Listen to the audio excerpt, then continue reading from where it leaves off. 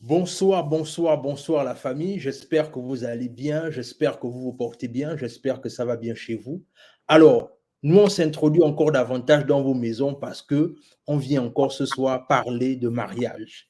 Et aujourd'hui, comme à l'accoutumée maintenant, on a notre pasteur qui est là avec nous, c'est pasteur Eric Kouassi qui va nous parler en fait du mariage, deuxième partie. Et bien évidemment, aujourd'hui, on a choisi une thématique assez particulière qui est le mariage, mais tout en étant heureux. Comment bâtir un mariage heureux? Parce qu'en vérité, on parle de ça parce qu'on réalise que beaucoup de personnes vont se prévaloir qu'ils sont mariés, oui, il n'y a pas de problème, mais est-ce que ces gens-là sont véritablement heureux? Et Mm. surtout, comment faire pour bâtir un mariage heureux? Quels sont les ingrédients? On va vraiment parler de ça en long et en large. Alors, tout d'abord, notre invité va se présenter. Alors, bonsoir, pasteur Eric. Comment vas-tu? Bonsoir frère Warren, ça va? Par la grâce de Dieu, ça va. On se plaint pas. Excellent, excellent, très bien. Alors, est-ce que tu peux te présenter pour les gens qui vont te découvrir encore ce soir? Alors, salut, je suis le pasteur Eric. Ma voix est un peu cassée, mais je vais essayer de parler un peu plus fort. Je suis le Mhm. pasteur Eric, résident au Nebraska, au Omaha, Nebraska. C'est dans le Midwest des États-Unis. Voilà. Je suis pasteur en plein temps depuis 2013, juin 2013. Ayant fait les études en informatique, ingénieur informaticien, j'ai tout laissé pour servir l'éternel Dieu. Et ça a été un chemin, un périple, mais l'éternel Dieu a toujours pourvu. Voilà. Et donc, je suis là avec toi, Warren. Et Excellent, excellent, très bien, très bien. Alors, pour commencer, pasteur, d'entrer directement, on rentre dans le vif du sujet. ah, Directement. Alors, aujourd'hui, comme je disais, on va parler de comment bâtir un mariage heureux. voilà. Alors, déjà, la première question que j'ai envie de te poser, pasteur, c'est celle de savoir, c'est quoi être heureux? C'est quoi être heureux concrètement? Euh, En anglais, il y a deux mots qui, qui expriment être heureux. Mhm, Bon, on va dire heureux et joie. mhm, En français, en anglais, ce sera happiness et mhm, puis joy. Joy, c'est la joie. Et puis mhm, happiness, c'est être heureux. Voilà. mhm, Donc, on est heureux sur la base des effets stimulants hors de nous que nous mhm, recherchons. Ça veut dire quoi? Si j'achète une voiture, je suis heureux. Si j'ai une maison, je suis heureux. S'il y a un événement qui se passe dans ma vie, je suis heureux. Tu me comprends? Voilà. mhm, Mais j'ai la joie quand l'éternel Dieu est dans ma vie parce que c'est une grâce qui vient seulement de Dieu, la joie. La joie vient seulement par l'Esprit Saint. C'est l'effet que produit la présence de Dieu dans le cœur d'un croyant. C'est la mhm, joie. Alors donc, David dira que la joie de l'éternel Dieu, c'est ma force. Il n'a pas dit l'heureux de l'éternel Dieu, c'est ma force. Il a dit la joie. Donc, la joie, c'est l'éternel Dieu qui donne. C'est une force qui te permet de garder une atmosphère positive. OK? Positif, ça vient de Dieu. L'argent ne peut pas acheter la joie. Je peux, je peux être dans la joie même quand je n'ai rien. Je suis pauvre. Parce que l'éternel Dieu est ma portion. Mais je peux être heureux parce que j'ai acheté une voiture. Mais être heureux, ce type de joie-là ne dure pas parce qu'elle est basée sur du matériel. Elle est basée sur un événement. OK? mhm, Voilà. Donc, je dirais, beaucoup de personnes font l'amalgame, mais il y a une nuance quand même. OK? Donc, mhm, être heureux, tout simplement, j'aimerais dire être heureux, c'est se reconnaître comme enfant de Dieu. De savoir que Jésus est avec toi. De savoir que le diable n'a pas de pouvoir sur toi. De savoir que tu marches dans la lumière. C'est une paix intérieure que l'argent ne peut pas acheter. Ou bien même si tu achètes quelque chose qu'on te l'offre, ça ne te donne pas de joie extra. Tu comprends? mais tu es déjà heureux. Donc, c'est un état d'âme que le Saint-Esprit t'accorde. Très bien. Donc, c'est être heureux. C'est un état d'âme que le Saint-Esprit t'accorde. Je dirais plutôt être dans la joie. Tu comprends? Voilà. Excellent. Très bien.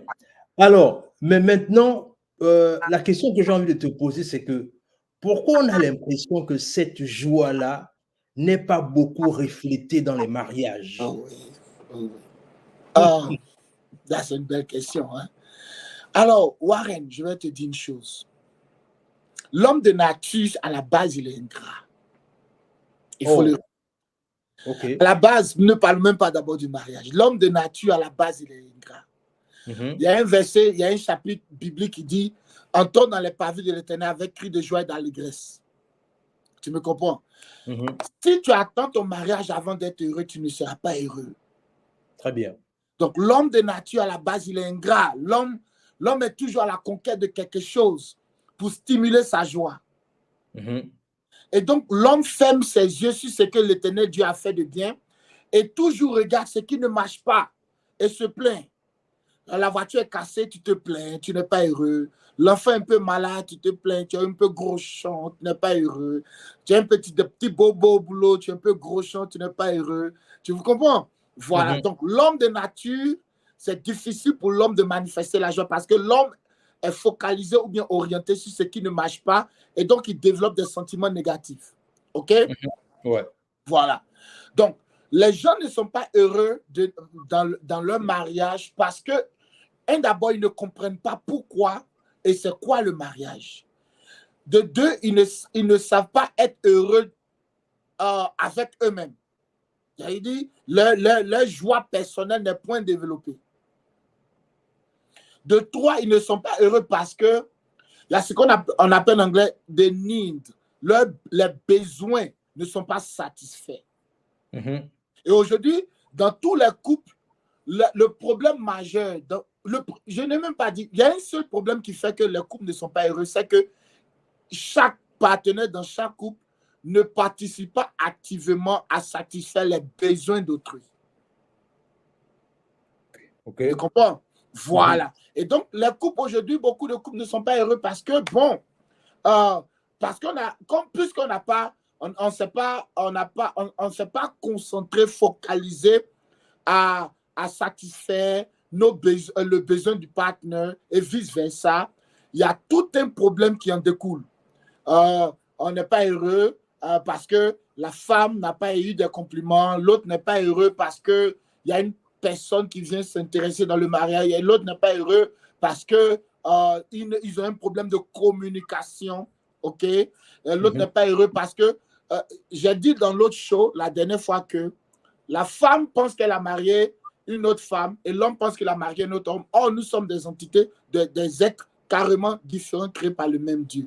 Donc aujourd'hui, on n'est pas heureux aussi parce que l'Éternel Dieu n'est pas au milieu de nos foyers. Tu me comprends? Beaucoup de couples sont chrétiens, ils ont une Bible, mais est-ce que l'Éternel Dieu est dans le foyer? C'est ça. Wow, wow, excellent, excellent. Alors, mais est-ce qu'il y a une formule pour créer le bonheur dans son mariage? Est-ce qu'il y a une formule? Est-ce qu'il y a un postulat pour créer le bonheur dans son mariage? Parce que, comme je disais au préalable, c'est que beaucoup de personnes sont simplement parfois en train de dire que, bah oui, moi, ça fait 20 ans que je suis marié, ça fait 30 ans que je suis marié. Mais quand on regarde la manière dont ils se comportent dans la maison, bien quand tu vas visiter ces personnes-là, tu as l'impression que c'est comme si, voilà, moi quand je grandissais, par exemple, on avait par exemple un voisin, lui, quand on arrive chez lui et qu'on part jouer, quand j'étais plus petit, quand on sait que le père est en train d'arriver, tout le monde fuit. Les parents, c'est-à-dire que nous, les enfants, nous qui étions petits, on fuit. Et ces enfants, ils sont dans une tourmente parce que papa est en train d'arriver. Tu vois un peu? Et il y avait aussi le fait que même madame, elle-même, elle est en train de paniquer, make sure que everything is right in the house. Donc, moi, la question que je te pose, c'est celle de savoir, est-ce qu'il y a une formule aujourd'hui pour mettre en place pour créer le bonheur dans son mariage? Frère Warren, ça c'est un débat, c'est vraiment long, hein? C'est une question qui appelle à vraiment beaucoup d'explications. Beaucoup d'explications. Alors, pour être heureux dans son mariage,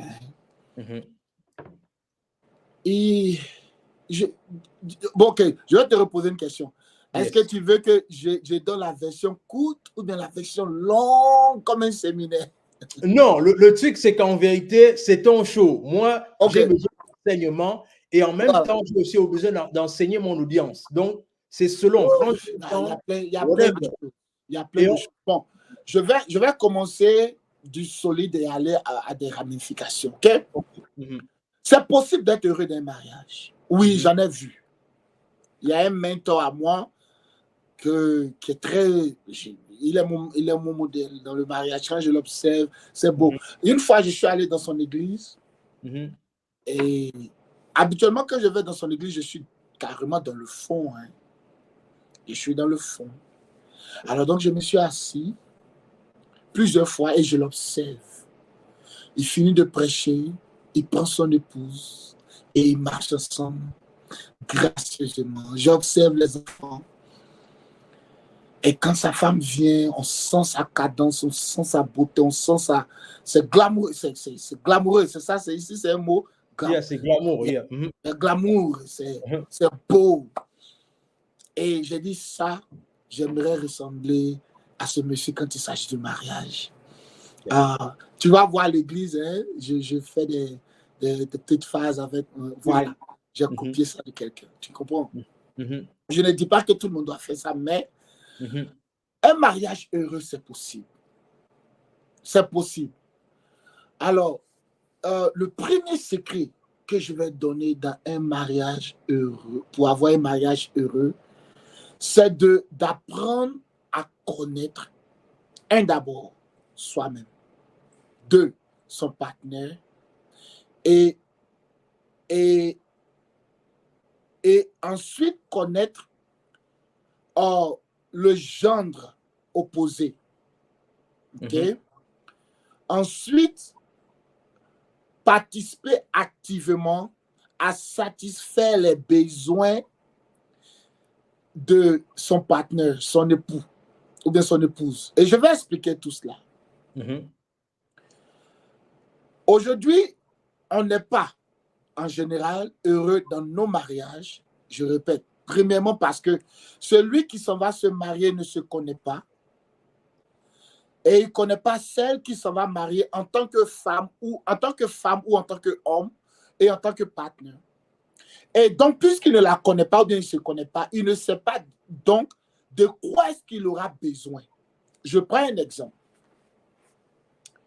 Une voiture aussi puissante et belle qu'elle est, a toujours besoin de quelque chose, une maintenance.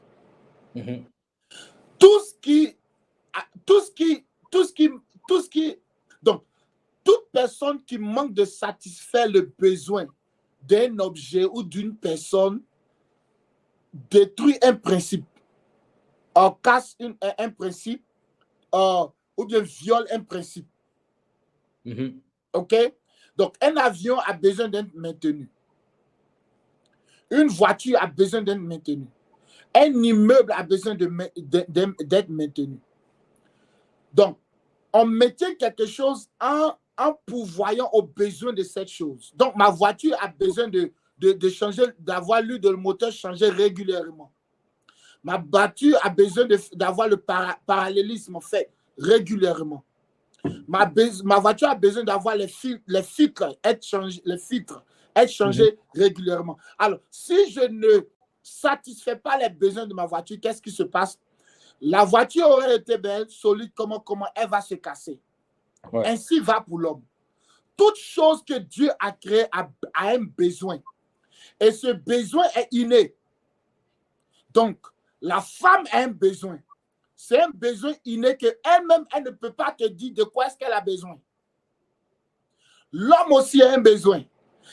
Il a des besoins que lui-même, il ne peut pas te dire de quoi est-ce qu'il a besoin. Parce que c'est inné, c'est Dieu qui a mis ça en lui. Donc, aussi longtemps que les besoins d'une entité ne sont pas donné ou bien satisfait, cette entité-là ne peut pas fonctionner. En anglais, on dit malfunctioning. Tu me comprends? Donc aujourd'hui, les mariages, nos mariages africains, européens, il y a des besoins que le partenaire, il y a des choses que le partenaire ou bien l'époux ou bien l'épouse a besoin, mais l'autre ne comprend pas ses besoins pour lui donner. Donc, Warren, tout ce qui a besoin de quelque chose, si ces besoins ne sont pas donnés, ça ne marchera pas.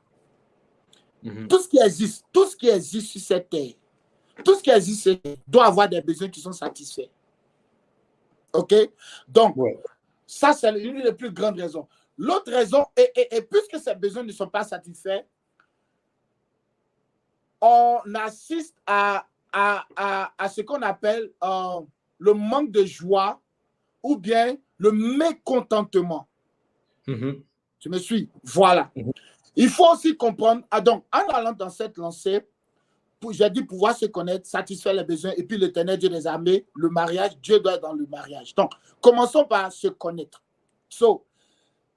Souvent, demande à ta femme, OK, tous les hommes mariés, les femmes mariées, je vous donne, s'ils sont en train de regarder après, je vous donne un homework, un devoir de maison.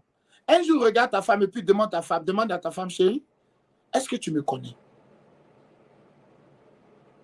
Et que ton épouse te demande, chérie, est-ce que tu me connais? Décris-moi si tu me connais. Et attends à ce que ton époux te décrive.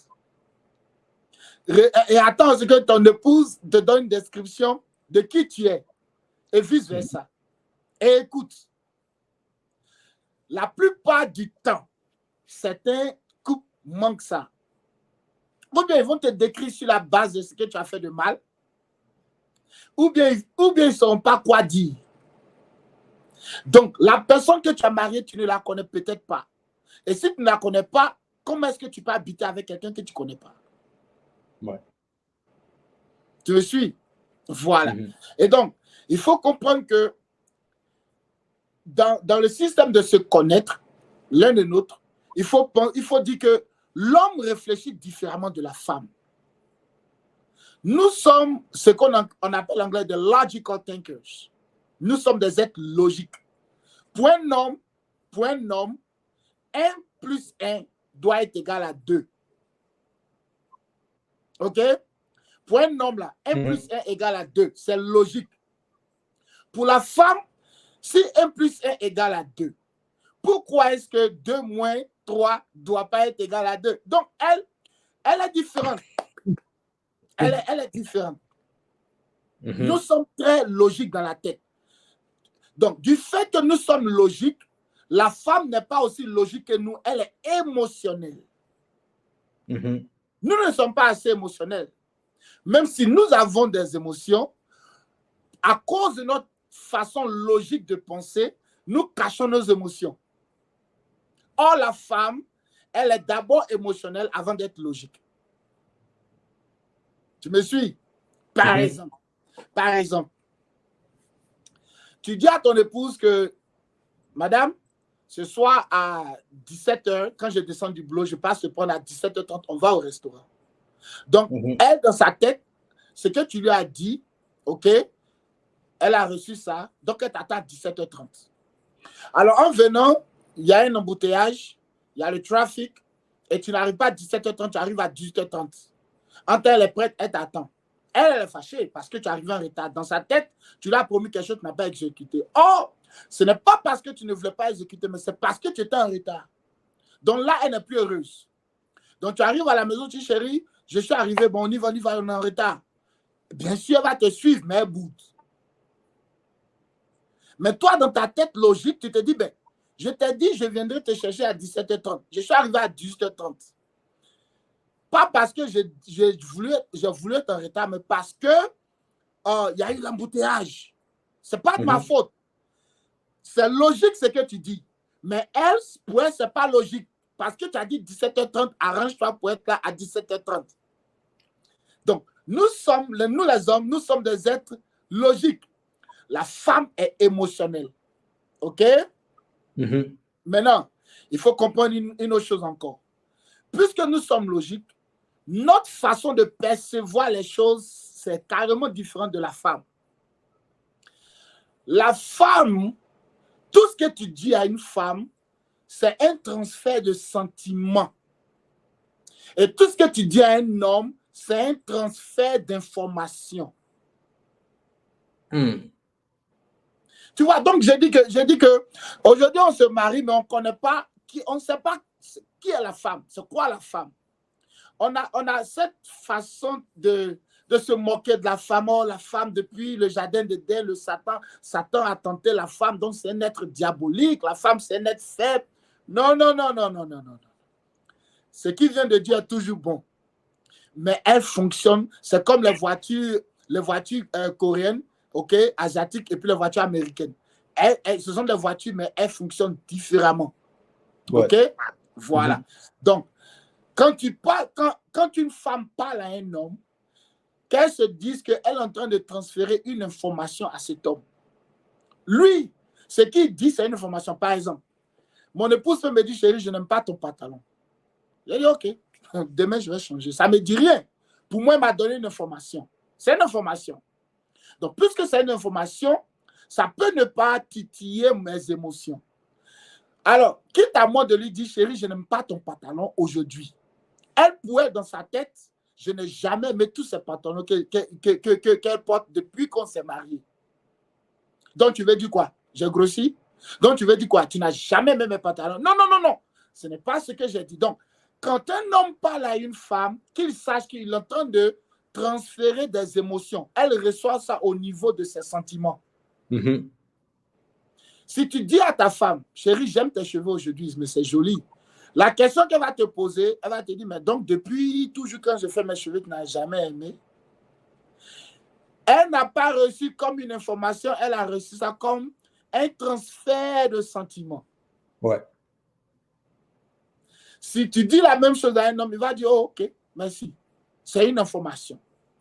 Donc, nous avons des cerveaux, des matières grises, mais qui fonctionnent et qui perçoivent les choses différemment. Donc, tu vois, et la liste est très longue. On va jusqu'à 14. La liste est très longue. Wow. Donc, regarde, la liste est longue. Alors, quand tu ne connais pas une être comme la femme et que tu ne connais pas une être comme l'homme, dis-moi comment est-ce que les choses peuvent s'arranger.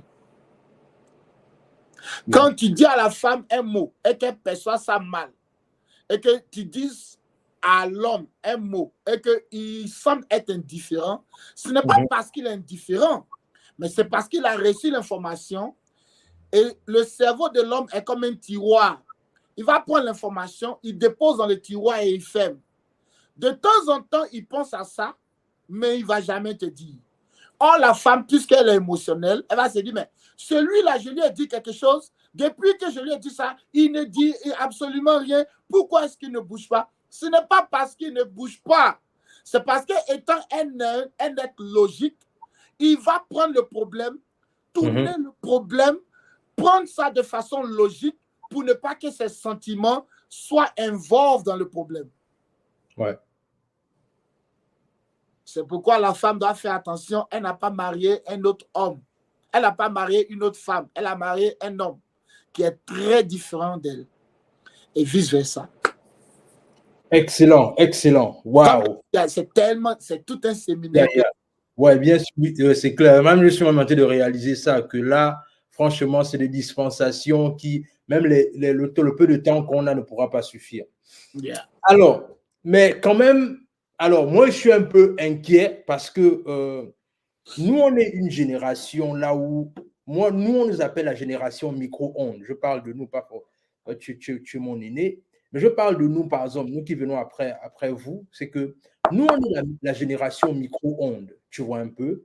C'est la génération là où on veut tout et vite. Est-ce que tu vois un peu? Je comprends. Et malheureusement, moi, c'est-à-dire que quand je regarde un peu comment est-ce que mes parents ont vécu, c'est-à-dire à l'époque de nos parents, les mariages duraient en fait. C'est-à-dire qu'on pouvait voir des gens qui avaient des 20 ans, 30 ans, 40 ans de mariage. Yeah. Aujourd'hui, qu'est-ce qui fait que à chaque difficulté, les gens pensent déjà à vouloir se séparer? Qu'est-ce qui fait qu'aujourd'hui, les relations ne durent plus comme à l'époque de nos parents. C'est quoi le problème aujourd'hui de notre génération? Warren, Mhm. la motivation derrière toute chose compte. De nos jours, les gens se marient avec de mauvaises intentions. Mhm. Mais à l'époque de nos parents, Mhm. quand tu te maries, quand on t'accompagne dans la maison du jeune homme, on te dit ne reviens plus ici. Hein.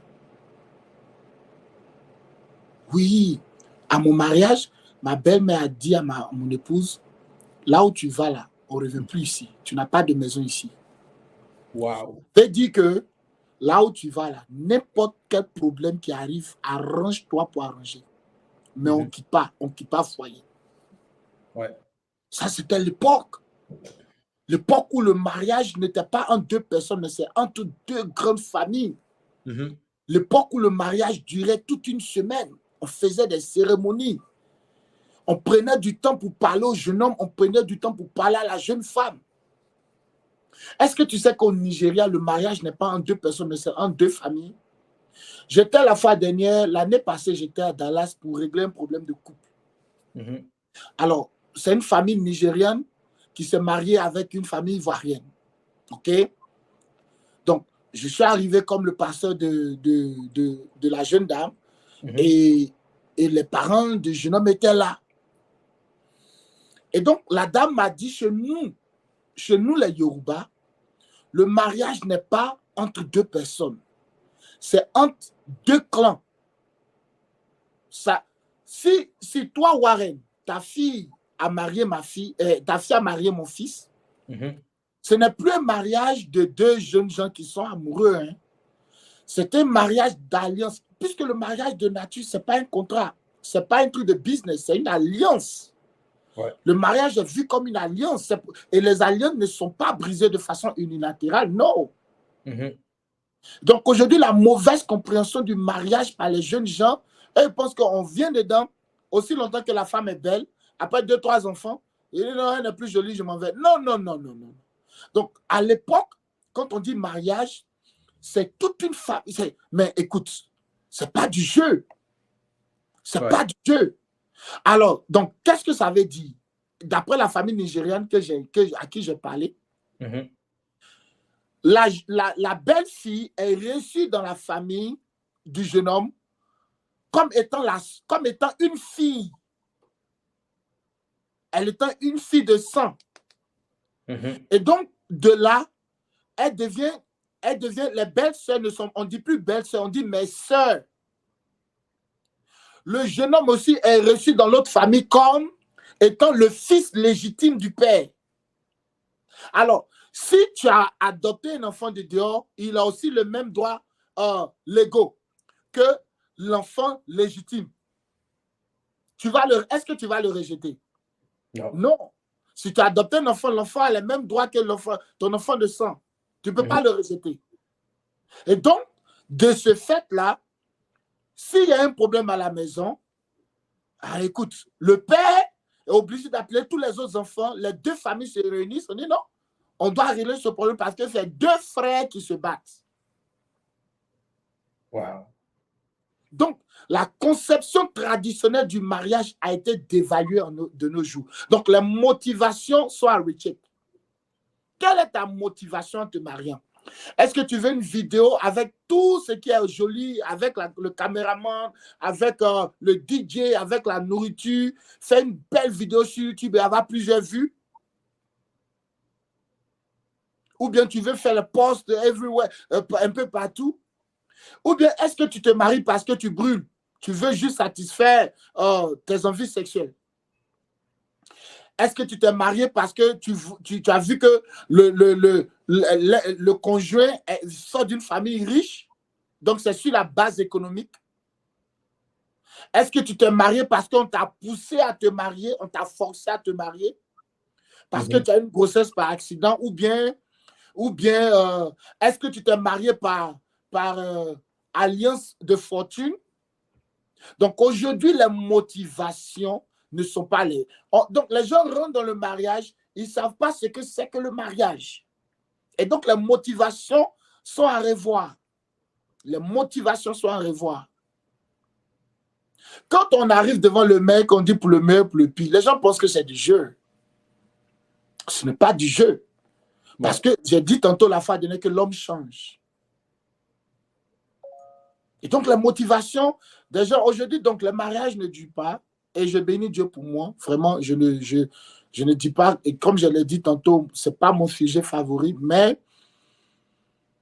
parce que les gens les ambitions sont trop selfish, sont trop individuelles. Voilà. Okay. Yeah. Voilà. OK. Excellent. Alors, je vais te poser une prochaine question, mais là, j'ai un problème de lumière. Je vais te poser la question, tu pourras répondre, mais je suis toujours là. OK. Alors, la prochaine question que j'ai envie de te poser, c'est celle de savoir, je vais d'abord vite régler ça, mais je vais te poser la question. Alors, la question que je vais te poser, c'est celle de savoir, tu disais tout à l'heure là qu'il faut prendre le temps de se connaître. Aujourd'hui, beaucoup de gens échouent parce que certainement, ils ne se connaissent pas assez. Alors, mais d'après toi, toi qui es pasteur, alors, quelle est la démarche à suivre pour apprendre à se connaître pour des personnes qui veulent se marier et qui veulent réussir leur mariage? C'est-à-dire, est-ce qu'il y a une démarche? Comment ça se passe concrètement? Warren,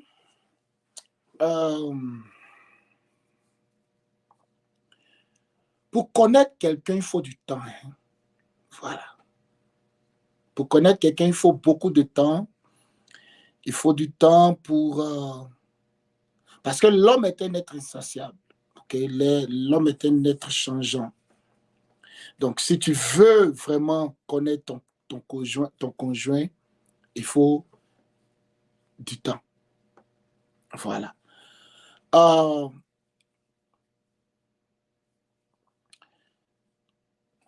Je donne ce conseil à tous les jeunes gens qui aspirent au mariage. Je leur dis que connais-toi toi-même. Et puis ensuite, connais ton conjoint. Je leur dis aussi que poser des questions. Poser des questions. Qui es-tu? D'où est-ce que tu viens? Est-ce que ton père et ta mère ont divorcé? Est-ce que tu es déjà allé en prison? Est-ce que tu voles? Est-ce que tu aimes les hommes aussi ou bien tu aimes aussi les femmes uniquement? Est-ce que tu sais préparer? Comment est-ce que tu agis quand tu te mets en colère?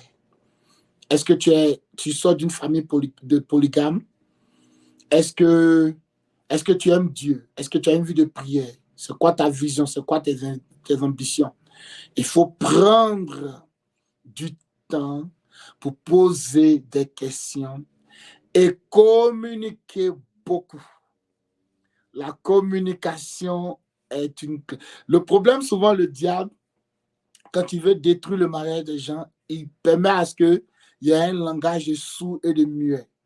Les deux ne s'entendent pas. La communication est brisée. Or, là où il n'y a pas de communication, il y a fissure, il y a division de relations. Et donc, comment est-ce que le diable fait? Le diable s'arrange à ce qu'il n'y ait pas de communication entre monsieur et madame. Donc, pour pouvoir connaître son partenaire, mon gars, il faut beaucoup, beaucoup communiquer. Il y a ce qu'on appelle dans notre jargon le silence treatment. Et que quand ton partenaire a fait quelque chose, tu restes calme, tu ne parles plus et tu coupes tout, tu ne dis plus rien pendant 1 mois, 2 mois, 3 mois. Et puis un jour, tu parles. Ça tue le foyer. Non, ce n'est pas bon. Il faut pouvoir communiquer. Communiquer parce que le cœur cache beaucoup de secrets. Et c'est en parlant, la Bible dit que c'est de l'abondance du cœur que la bouche parle. Yes. Il faut pouvoir communiquer fréquemment pour pouvoir connaître son partenaire. Et connaître quelqu'un, ça prend du temps. J'ai dit la fois dernière que le mariage, on fait la cérémonie du mariage en 1 jour, mais le mariage se bâtit sur plusieurs années. Plusieurs années, avec beaucoup de hauts et de bas. Et permets-moi de dire une chose ici. C'est quoi le mariage? Il faut être très clair que d'abord le mariage est une idée de Dieu. OK? Numéro 2, il faut d'abord comprendre que le mariage c'est comme une pierre précieuse, comme le diamant. Le mariage est une pierre précieuse comme le diamant qui se forme dans les profondeurs de la terre par la combinaison de chaleur, de temps, ok, chaleur, temps et de température. Et aussi de pression. Bon, disons de température, de temps et de pression. Température, temps et pression. Donc, un mariage solide qu'on a avec un partenaire, ça se bâtit d'abord sur la pression de la vie. Vous êtes oppressé partout, mais la pression ne vous sépare pas, mais elle vous fusionne ensemble. Et maintenant, cette pression-là se passe sur du temps. Il y a des mariages qui ont vécu de terribles épreuves alors là, sur beaucoup de temps. Donc, de nos jours, les jeunes hommes, qu'est-ce qu'ils font? Après 2-3 petits, je dis, non, j'ai fini. Bon, moi, je ne tiens plus, je m'en vais. Non! Le mariage, c'est comme une pierre précieuse, comme le diamant, qui se bâtit sous la pression des épreuves, de la souffrance de la vie, et aussi avec le temps, et aussi dans la chaleur. Maintenant, quand cette pierre est formée, elle devient la pierre la plus solide au monde qu'on ne peut pas tailler comme ça, on ne peut pas casser. Donc, l'idée de mariage, ce n'est pas 1 + 1 = 2. Non, non, non, non. C'est 1 + 1 = 1. On n'est pas collé serré, comme on dit dans les chansons en Afrique d'amour, collé serré, collé serré. Non, non, non, non, non. On a fusionné ensemble. Si quelque chose est collé serré, ok, sous l'effet de la chaleur, la colle se décolle, donc on se sépare. Yeah. Donc, les gens se marient parce qu'ils veulent être collés serrés. Et quand il fait chaud, quand ils ont un problème, il y a des fissures, ils se séparent. Non, non, non, non, non, non. Le mariage est une fusion. Une fusion où je suis en toi, tu es en moi. C'est-à-dire que tu es couleur noire, elle est couleur blanche. On associe, ça devient la couleur grise. Et cette couleur grise-là, je te donne 1000 ans, c'est pas les molécules du blanc. Et en plus, tu ne sais pas les molécules du noir. Tu ne pourras jamais le faire. Donc, on a fusionné. Prends la couleur jaune et mélange avec la couleur bleue. Tu ne pourras jamais séparer. Hein? Prends la peinture bleue et puis prends la peinture jaune et mélange les deux. Ça devient quoi? Je crois que ça devient purple, je crois. Rose. Tu ne pourras jamais, jamais, jamais séparer les molécules de cette peinture-là. Elles ont fusionné. Donc, quand le mariage est solide, tu vous fusionnez. C'est-à-dire qu'on ne peut pas... Vous trouvez une couleur qui vous va bien et on ne peut pas vous séparer. C'est là que tu verras qu'après 40 ans, 50 ans de mariage, le monsieur ressemble à sa femme lui ressemble, ils parlent les mêmes langages. Voilà. Ouais. Donc, c'est pour la vie. Les gens ne qu'à se mettre dans la tête que ça, là, c'est pour la vie. C'est pour la vie. Aussi longtemps que tu vas vivre, si tu es la personne que tu as mariée, c'est pour la vie. Et après toi. Waouh, waouh, excellent, excellent, excellent. Alors, on est en train de sortir progressivement de notre deuxième partie. Alors, je tiens à rappeler à toute fin utile, c'est que la prochaine thématique qu'on aura, les amis, surtout abonnez-vous vraiment et surtout, allez, si vous voulez rentrer en contact avec Pasteur Eric, allez simplement dans sa page, vous allez voir Eric Kwasi, c'est ça son nom sur Facebook, et vous allez liker sa page, enfin, vous allez sur son profil, parce qu'il va bientôt créer une page d'ici là, on va travailler là-dessus. Mais alors, ce qu'on va faire la prochaine fois, parce qu'on essaie de suivre un programme, c'est que la prochaine fois, on va parler maintenant de la situation, le célibat. Je veux vraiment qu'on parle de ça, parce que là, on a d'abord parlé du mariage, mais il faut aussi parler des personnes qui sont célibataires. Alors, dans le célibat, on va parler de comment se préparer à rencontrer la personne avec laquelle on va partager sa vie. Ouh, j'aime ça déjà. Voilà, on va parler de ça parce que je pense que, et tu sais, Pasteur Eric, la vérité, c'est que tu sais, moi, j'ai appris beaucoup de ces choses-là en étant curieux, en fait. Je n'ai pas été enseigné par rapport à ça, mais c'est parce que je posais beaucoup de questions et j'étais beaucoup avec des gens, voilà, pour que je puisse être enseigné. Mais en vérité, je pense aussi à des jeunes comme moi qui n'ont pas cette possibilité-là, tu vois un peu. C'est la raison pour laquelle je crée ce programme-là, parce que je suis convaincu qu'il y a des gens qui n'ont peut-être pas cette opportunité-là. Alors, puisqu'on est en train de sortir, est-ce qu'il y a des... C'est vrai qu'on a déjà quand même essayé de parler de ça, mais comment faire pour éviter les pièges pour que son mariage dure et surtout pour qu'on ait un mariage heureux? Quels sont les différents pièges, s'il y en a, et comment est-ce qu'on peut éviter les pièges qui empêchent d'avoir un mariage heureux? Oh, c'est tellement d'informations, Warren, tellement de choses. D'abord, avant d'arriver là, j'aimerais dire quelque chose. J'aimerais sonner j'aimerais dire quelque chose et pour construire un mariage solide, je vais donner quelques points. Pour construire un mariage solide, la première des choses, c'est que il faut que les gens comprennent que, ça prend du temps. Yes. 2, il faut être très patient. Tu auras beau botter ta femme, beau crier sur ta femme, ça ne va pas la changer. Tu auras beau insulter ton homme, tu l'auras beau convoquer. S'il ne veut pas changer, il ne va pas changer. Et ça prend, c'est du boulot, hard work. Numéro 4, ça prend beaucoup d'ajustements. Tu vas te marier avec une femme qui aime laisser ses habits un peu partout dans la maison. Contrairement à un autre homme qui est organisé. Ses pullovers, ses chemises, ses chaussures, tout est organisé. Et donc, vous vivez dans la même maison. Il va falloir que tu t'ajustes. Numéro 5, il faut que tu aies beaucoup d'understanding. En anglais, on dira understanding, compréhension. Il faut pouvoir comprendre ton partenaire et comprendre d'où est-ce qu'il vient. Pour pouvoir, il faut vraiment understand, comprendre beaucoup de choses. Numéro 6, ça prend aussi beaucoup d'expérience. Regarde, il y a ce qu'on appelle des joueurs professionnels et puis il y a ce qu'on appelle les joueurs amateurs. C'est le même jeu.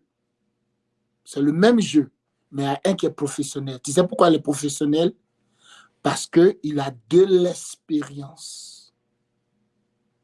Un homme sage m'a dit, je préfère un vieillard qui a 50 ans d'expérience dans l'opération des cœurs, OK, que de prendre un jeune homme qui vient de sortir de Harvard, qui a 2 ans d'expérience dans l'opération des cœurs. Donc, l'expérience compte. Or, l'expérience, c'est le rapport du temps et des épreuves qu'on a traversées. Ensuite, il faut aussi comprendre que ton mariage de rêve, que tu rêvais, ton homme de rêve, ta femme de rêve, ça n'existe pas. C'est toi qui l'as fait. Quand une jeune dame se lève pour dire, il est mon homme de rêve, on dit non, tu n'as pas encore goûté le mariage. Peut-être il est beau, peut-être il a l'argent comme tu l'as rêvé, mais le mariage, personne n'entre dans le mariage pur et sain. Personne. La femme de rêve que tu as vue chez le voisin, tu aimerais que ta femme soit comme ça, c'est toi qui l'as fait en étant l'homme de rêve. L'homme de rêve que tu as vu dans les films, là, les telenovelas, et que tu aimerais que ton mari soit comme ça, ça n'existe pas. OK? Donc, pour construire un mariage, je viens de citer les éléments. OK? Donc, il faut enlever cette idée-là de la tête, de non, comme ça. Écoute, voilà, descendons de la terre, sur la terre. Voilà. Donc, pour avoir un mariage heureux, Warren, je ne vais pas te le cacher. Je disais tantôt au départ que l'homme de nature, il a des besoins. Il a des besoins. Que ce soit la femme, que ce soit l'homme, OK? Tu as des besoins. Il faut que ta femme puisse connaître tes besoins. Le premier besoin pour un homme, c'est le besoin sexuel. Il faut que l'homme vit de ça. Le premier besoin pour une femme, c'est l'affection. Une femme aura été belle. Elle aura toujours besoin qu'on lui réitère qu'elle est toujours belle. Je disais tantôt un dimanche que, regarde, un être, Dieu lui a donné des ongles. Elle dit ça ne suffit pas, elle en ajoute. Un être, Dieu lui a donné des cheveux. Elle dit ça ne suffit pas, elle va acheter d'autres cheveux, puis elle en ajoute. Yeah. Un être, Dieu lui a donné des lèvres. Elle dit ça ne suffit pas, et elle va payer les trucs là pour rendre ça encore plus rouge. Ouais. Dieu lui a donné un joli visage. Elle dit ça ne suffit pas, il faut que je mette la peinture dessus pour être encore plus belle. Dieu lui a donné des cils. Elle dit ça ne suffit pas, il faut que j'en ajoute pour être encore plus belle. Donc, elle fait cela parce qu'elle a la recherche d'affection. Il faut lui dire toujours qu'elle est belle. Il faut lui donner beaucoup d'affection. Quand la femme ne reçoit pas d'affection, n'espère même pas avoir un mariage heureux.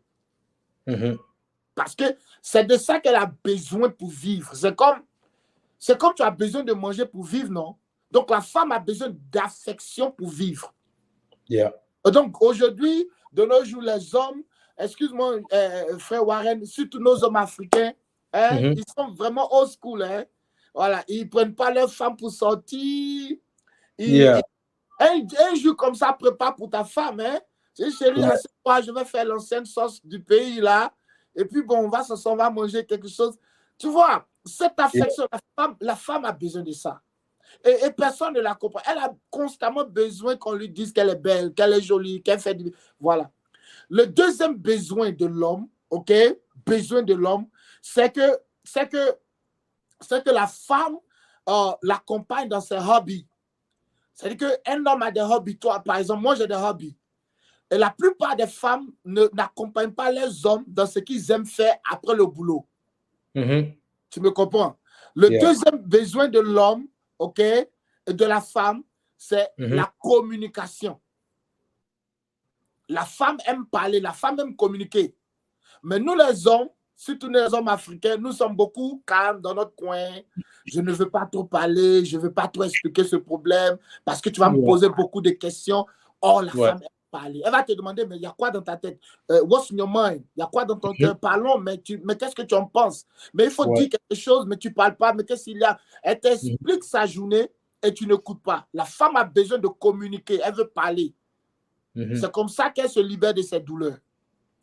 Le troisième besoin de l'homme, c'est qu'il veut toujours avoir une femme qui est très attractive, une femme qui est très attirante. OK. Donc, dans le mariage, par exemple, après 5 ans de mariage, souvent la femme se laisse aller. Or, nous, les hommes, nous sommes visuels. La même beauté que tu as pris pour me séduire, mais il faut continuer comme ça. Même après un enfant, 2 enfants, 3 enfants, continue comme ça. Parce que c'est ce qu'on regarde qu'on aime. Et donc, après 5 ans, 6 ans de mariage, tu prends à la laisser aller, bon, les jolis maquillages que tu faisais avant, les cheveux frapponnés, bon, les cheveux frappés sur le côté que tu faisais avant, tu vois, tu as arrêté de faire tout ça parce que tu as eu 2, 3 enfants. Donc, nous les hommes, nous avons besoin que notre femme soit, vraiment au top, quoi. Elle est notre Miss Monde. Et souvent, les femmes négligent cet aspect. Le troisième besoin de la femme, je vais gauche-droite, OK? Le besoin de la femme, c'est que l'homme a besoin que la femme a besoin que l'homme soit honnête. Honnête. C'est-à-dire qu'il faut être honnête. C'est-à-dire que si tu es honnête avec la femme, elle t'aime plus. Mais le problème avec nous, les hommes, parce qu'on sait que la femme va nous poser beaucoup de questions, on préfère ne pas trop s'ouvrir sur un débat. Et donc, plus on ne s'ouvre pas sur quelque chose, par exemple, tu envoies de l'argent à ta mère, tu ne dis pas à ta femme. Or, la femme a un instinct, c'est qu'elle peut déceler les choses qui sont cachées. Elle fouille dans tes poches, elle trouve le reçu de Western Union, et donc elle te pose une question et puis tu veux mentir. Elle va t'attraper. Donc, la femme n'aime pas la malhonnêteté. Yes. Tu me comprends?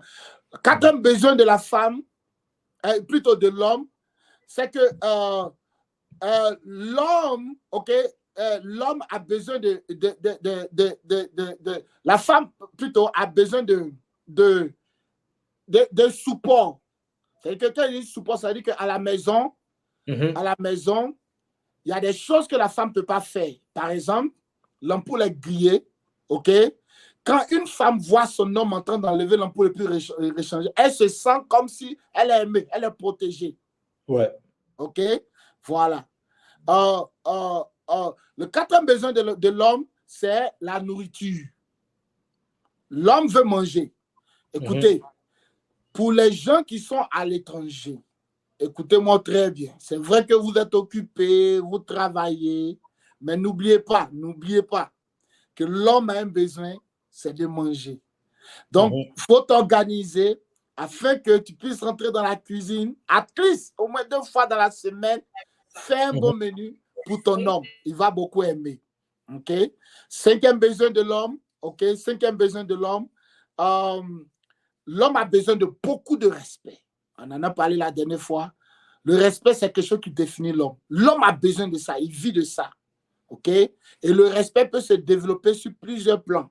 Plusieurs plans. Par exemple, quand tu poses un problème à ton homme, ou bien ton homme te dira, par exemple, chérie, je ne veux plus que tu fasses ça. Je ne veux plus que ça arrive. Je n'aimerais pas que ça se répète.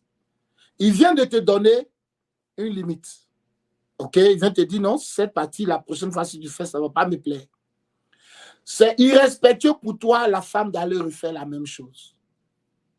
Sachant qu'il t'a déjà dit que ça, je n'apprécie pas. L'autre côté aussi, c'est que où l'homme se sent, l'homme pense que la femme lui manque beaucoup de respect, c'est quand l'homme donne son avis par rapport à un problème à la maison. La femme vient te voir et te dit, bon chérie, il y a tel problème, qu'est-ce que tu en penses? Donc l'homme veut résoudre le problème pour qu'on n'en parle plus. Mais toi, la femme, ce que l'homme t'a dit, tu n'écoutes pas, mais tu vas voir ta copine, et ce que ta copine te dit, tu ramènes à la maison pour dire, ah chérie, oh, ce que tu m'as dit la dernière fois, j'ai même demandé à ma camarade, elle a même dit la même chose que toi. Je pense que c'est toi qui as raison. Je pense que vous avez raison. Je vais suivre ce que tu as dit. Ah bon?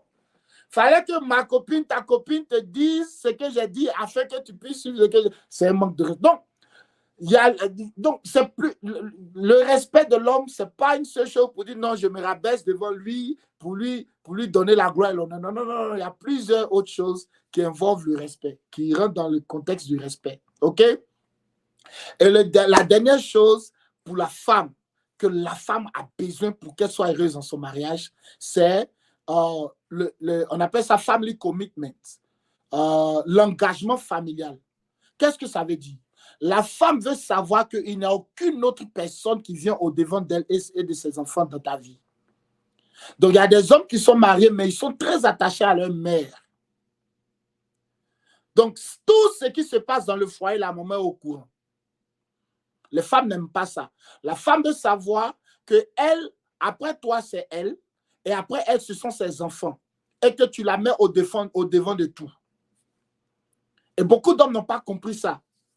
Quand une femme ne sent pas que tu es engagé dans la relation et que tu as d'autres choses qui prennent le dessus sur elle, tu ne vas pas avoir un mariage heureux. Alors, il y a beaucoup de choses. Comme j'ai dit, c'est tout un séminaire, on ne peut pas tout donner maintenant. Yes. OK. Ben écoute, de toutes les façons, déjà pour ce que tu as pu nous donner ce soir, on a vraiment été bénis par ce que tu nous as déjà dit aujourd'hui. Alors, comme ça, je vais te donner le mot de la fin. Alors, qu'est-ce qu'on peut retenir concrètement de comment bâtir un mariage heureux? Qu'est-ce qu'on peut retenir à la fin? Très chers auditeurs, vous qui nous suivez partout dans le monde, ce que vous vivez dans votre foyer, que ce soit le diable, que ce soit vous-même, vous avez le pouvoir. Vous avez le pouvoir. Jésus vous a donné le pouvoir de bâtir ce foyer. Si vous avez un problème en ce moment et que l'amour est en train de sortir, je l'ai dit la dernière fois, il y a la prière, il y a la Bible. Asseyez-vous et ayez une conversation, pas une seule fois, mais plusieurs fois. N'hésitez pas aussi à aller voir les counselors, comment, je ne sais pas comment on dit en français, les conseillers. Les conseillers. Les conseillers. Et que vous, pour apprendre. allez-y dans les conférences de mariage. Parce que le mariage, c'est quelque chose qui prend beaucoup de... Ça demande beaucoup de patience, d'expérience. Allez-y dans les conférences de mariage.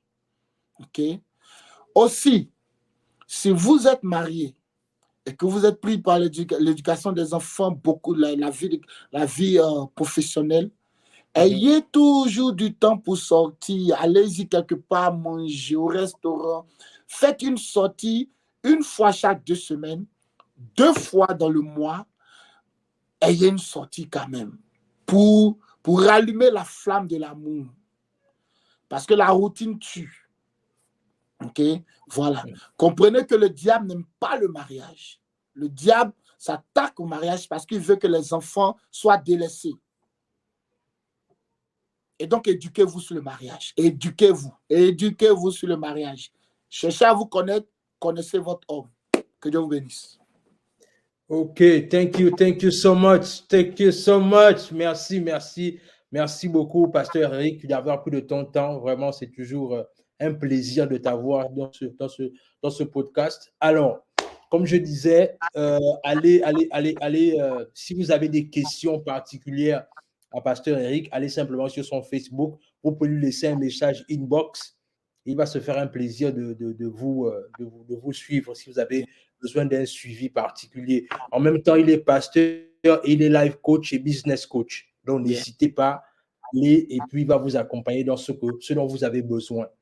Alors, nous, ce qu'on va faire, c'est que comme toujours, voilà, pour finir, je vais faire une dernière annonce. Alors, comme je disais à Pasteur Eric en off, que en vérité, on veut créer une émission qui va s'appeler Allô Pasteur, mais on ne sait pas encore parce qu'on est en train de voir avec la disponibilité du pasteur et par rapport à son temps. Donc, ce que je vous demande de faire, mesdames et messieurs, c'est que laissez en commentaire si c'est quelque chose que vous voulez qu'on fasse. Parce que nous aussi, en vérité, on fait ça en fonction du besoin que vous avez. Si vous vous manifestez et que les commentaires sont nombreux dans ce sens-là, certainement, Pasteur Eric peut prendre un temps pour peut-être essayer de faire ça. Mais ça va dépendre des commentaires que vous allez laisser également. Si c'est quelque chose que vous voulez, on va peut-être faire une première émission et d'abord voir comment ça va se passer. On n'est pas encore sûr. Mais sachez que Pasteur Eric est beaucoup sollicité. Je vous assure même que pour qu'on fasse l'émission là, aujourd'hui, là, c'était chaud. Donc, imaginez. Voilà, imaginez. Donc, merci beaucoup, Pasteur Eric. Vraiment, merci. Ça fait un plaisir. Et par la grâce de Dieu, à minimum, on se dit à la semaine prochaine. À la semaine prochaine. Que Dieu vous bénisse. Merci. Bye bye.